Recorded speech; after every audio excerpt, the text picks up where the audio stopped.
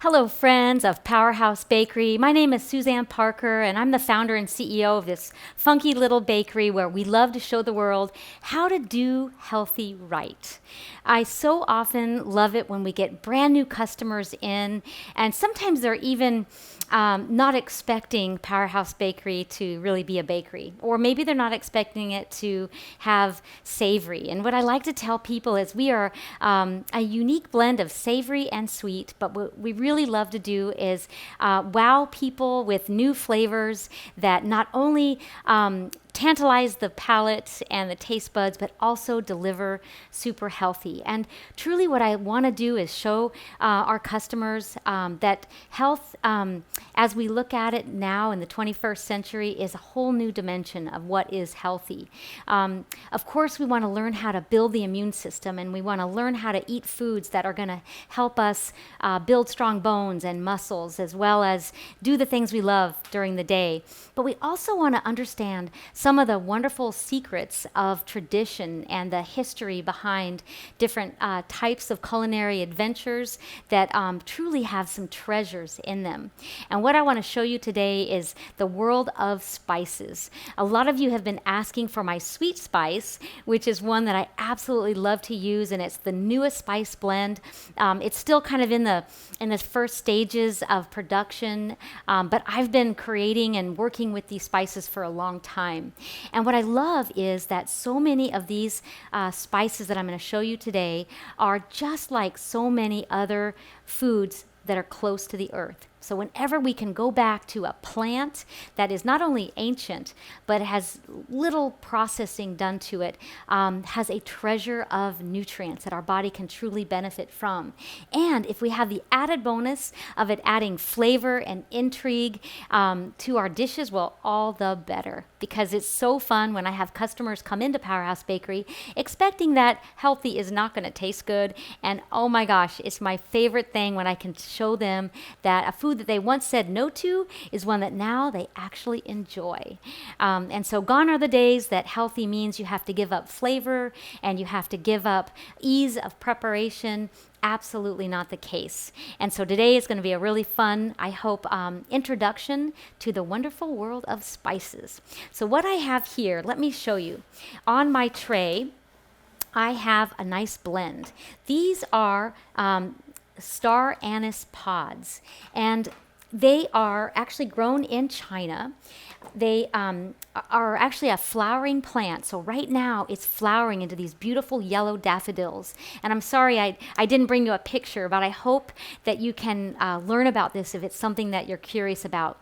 But they're grown in the mountains of China, and this beautiful little seed pod has these tiny little seeds inside the pod, which has an amazing amount of nutrients, loaded with antioxidants, bacteria-fighting vitamins. It has B vitamins as well as iron. It has some vitamin C, and not to mention that world of phytochemicals that have a lot of fancy names that I could drill out, but just suffice to say that this is a wonderful spice.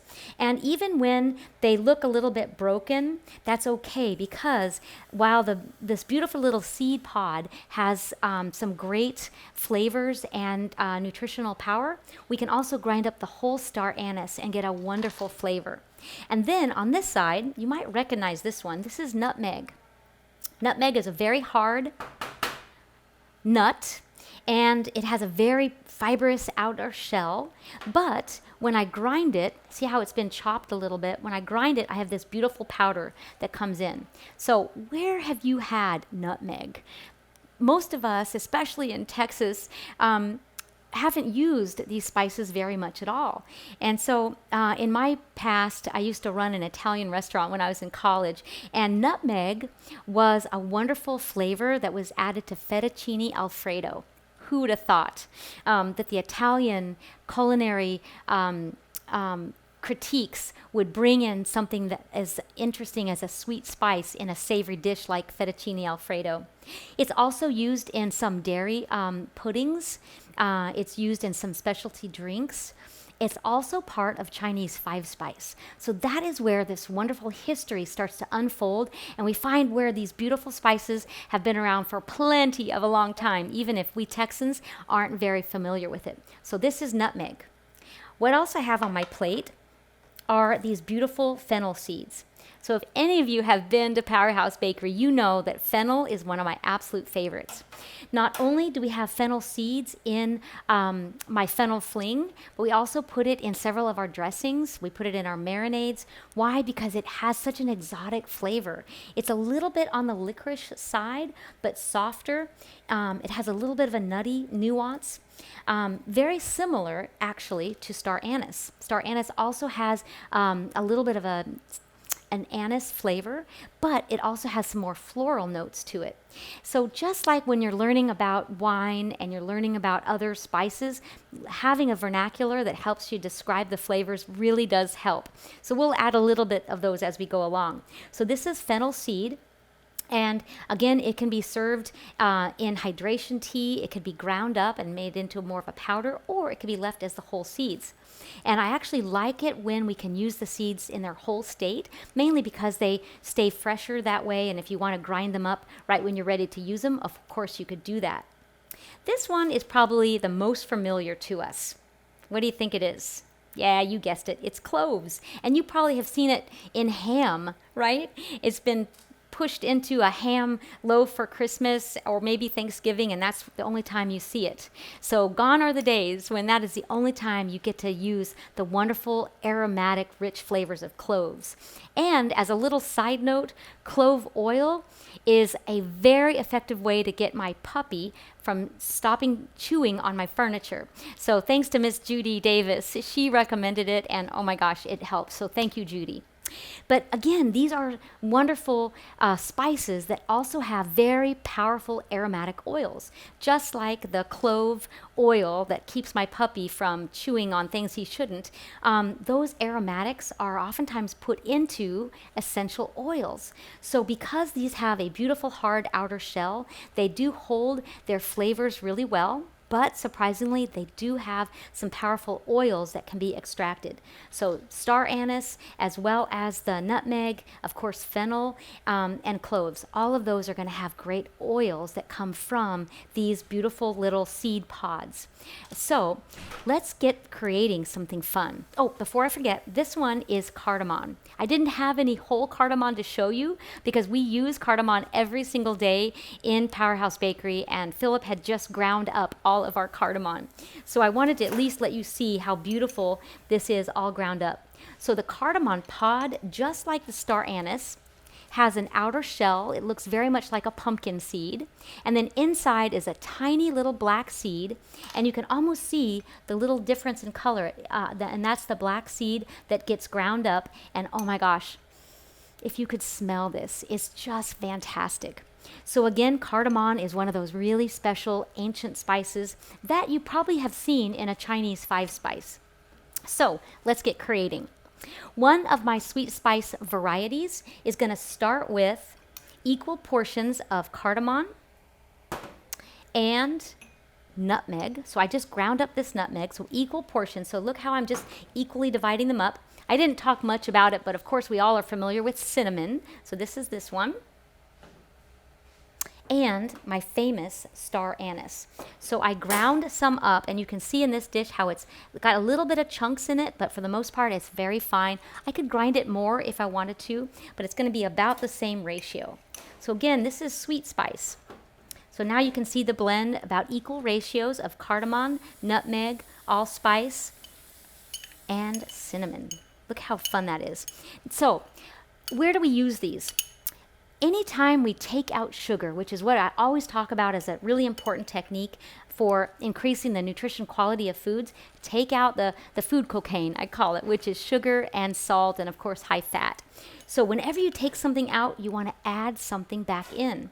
So that's where this beautiful sweet spice is a great option. But we don't stop there. I also have honey powder. So look at this. It's just a fine powder that is made from dehydrated honey.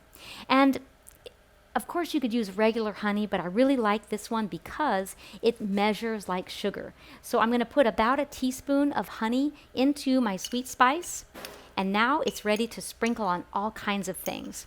So I use this sweet spice as part of my topping for muffins. I could put it into oatmeal. I could absolutely put it into marinades. Because it's got lots of nuances of these other flavors, it really adds some interest and intrigue. Where the star anise is going to be a little bit of licorice, like I mentioned, it has some floral notes in it. And so it's a great way to add some richness to a meat dish. And whenever we add this slightly sweet component, you don't miss having heavy sugars and barbecue sauces because it's got just enough touch of sweetness. So that's one with the honey powder. Let me show you another one. So in this one, I'm going to grind up the fennel seeds.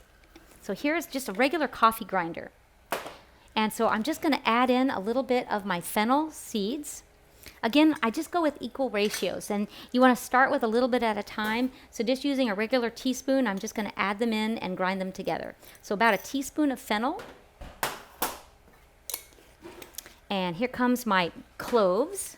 And you can buy this brand I absolutely love. Morton & Bassey from San Francisco is a great, all organic, very good quality brand of spice. If you wanted to go online and purchase in larger bulk, Savory Spice is one that I really like, and I'll write that down for you. But let's go ahead and keep going in this recipe. So I've got my fennel, and I've got some whole cloves. And I'm going to add in my star anise. So I'm going to use up some of these little broken pieces. So again, I want to give about the equal ratio. You can buy star anise that's already been shelled, but it's very expensive, and honestly, all of it is really good. So now we'll add our top on here and just do a quick grind. 1 1,000, 2 1,000, 3 1,000, 4 1,000, 5 1,000. About 5 seconds, and here it goes.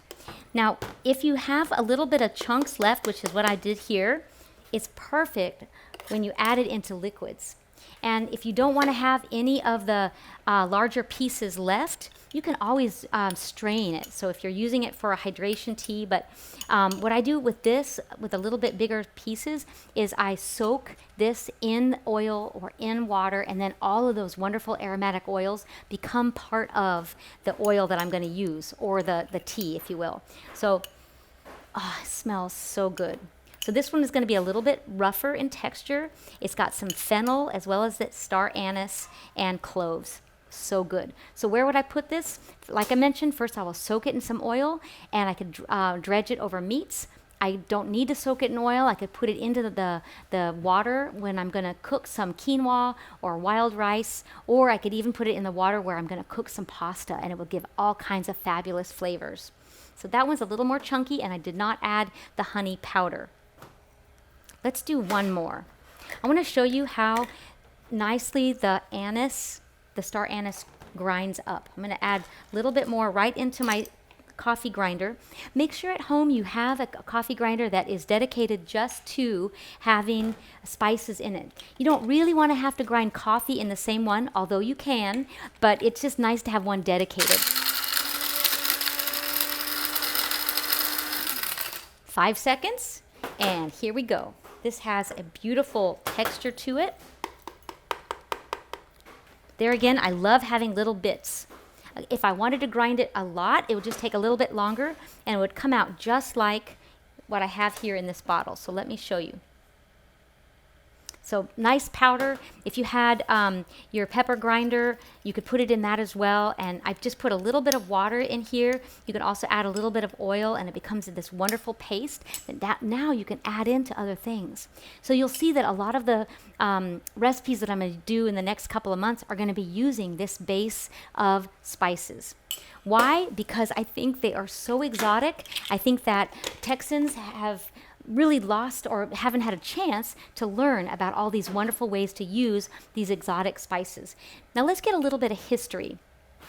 I printed out a couple of different reports from the internet, and of course, because these are ancient, we're going to get some great information from ancient Chinese medicine and different practices from Chinese rituals, which I love. You've probably heard of the Chinese 5-spice. Let's see, let's make this a little bit brighter. No, that pen is not bright. So I'm going to show you some of the history around these wonderful spices and herbs, and Chinese 5-spice is one of them.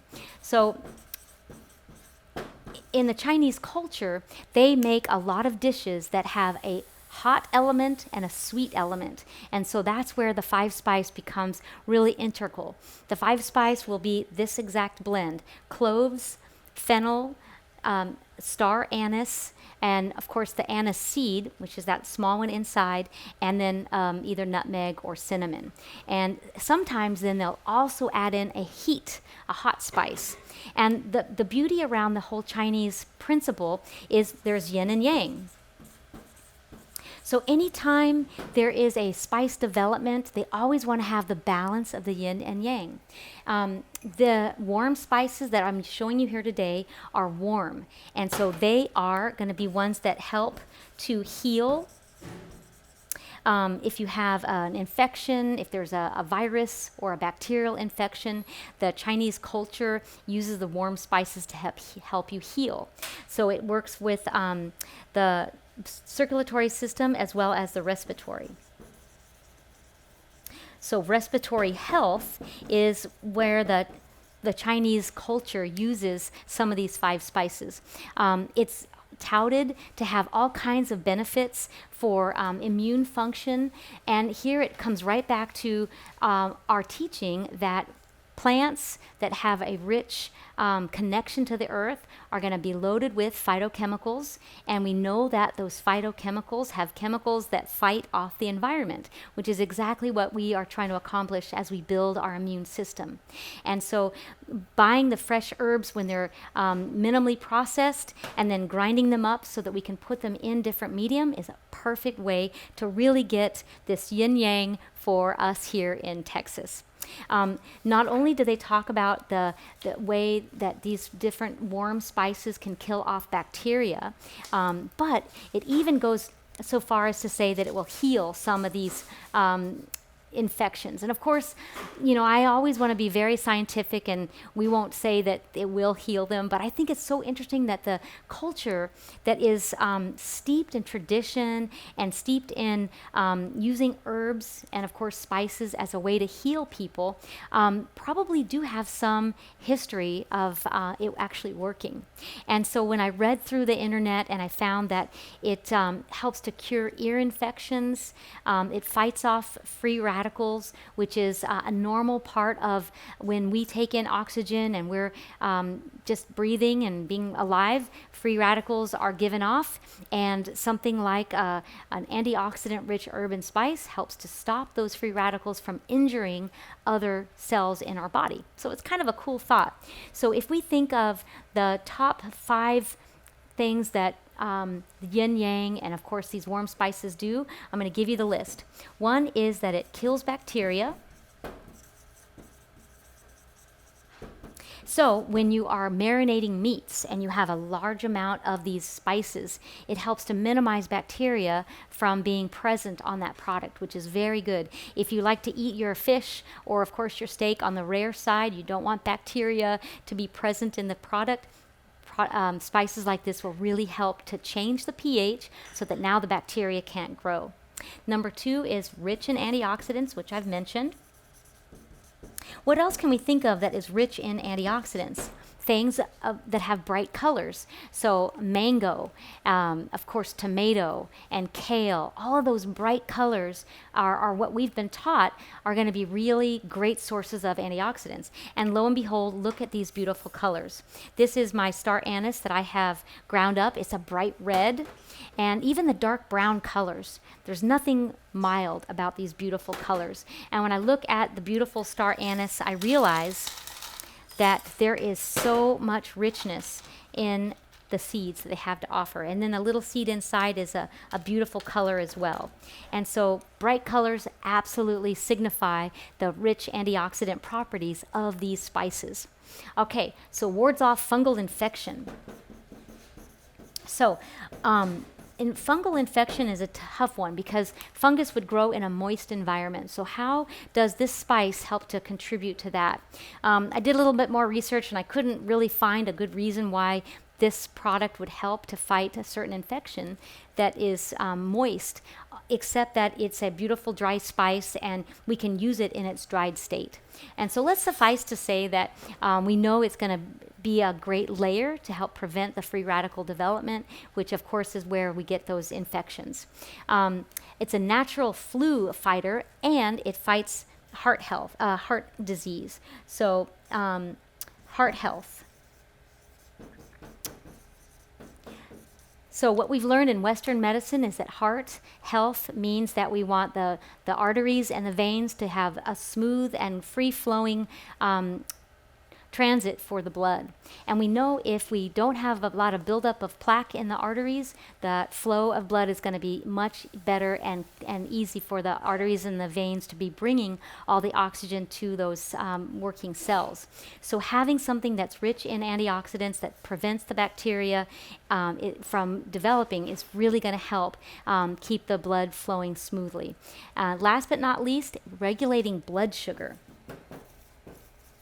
So again, I'm bringing these up because you know I'm a skeptic when it comes to supplements.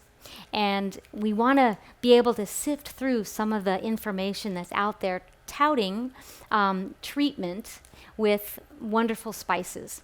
So while some of this might be true, some of it might not be found in actual Western science. And of course, there's always a great component of the placebo effect and believing that if something's going to help, it really will.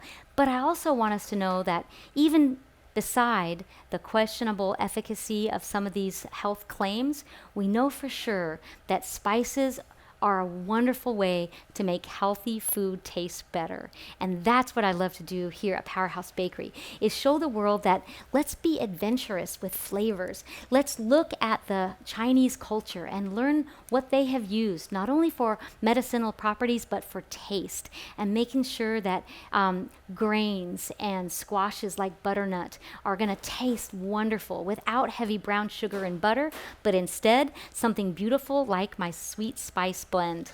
Sprinkling it on mushrooms makes it fantastic. So we don't need to have a heavy douse of oil. We can instead have a light sprinkling of this fantastic antioxidant-rich spice. Think about the flavor combinations and find the right ratio that you really like. Experiment with different blends, and using your grinder, experiment with a rough grind that you can use to add flavor to another liquid medium like oil or water or even a broth. It's fabulous. And don't be afraid to cook them even with your grains. It's a wonderful way to add flavor. And I promise they do soften up just fine. So you're not going to get chunks of the spice in with your rice or your quinoa. They're going to soften right up. And if anybody has tried my lentil curry and my veggie chili, all of them have these spices that have been lightly ground, added to the beans and the grains and the squashes to add extra pizzazz. Because every time I have somebody that walks in to Powerhouse, I want them to find a healthy food that they didn't know tasted as good as it does. So thank you so much for listening, and I can't wait to find out what you end up experimenting with. Nutmeg. Why are you going to put nutmeg? So that it gives off its wonderful flavors, sublime nuttiness, and a little intrigue. And then star anise, and of course fennel and cloves. Thank you so much, and I hope to see you again soon.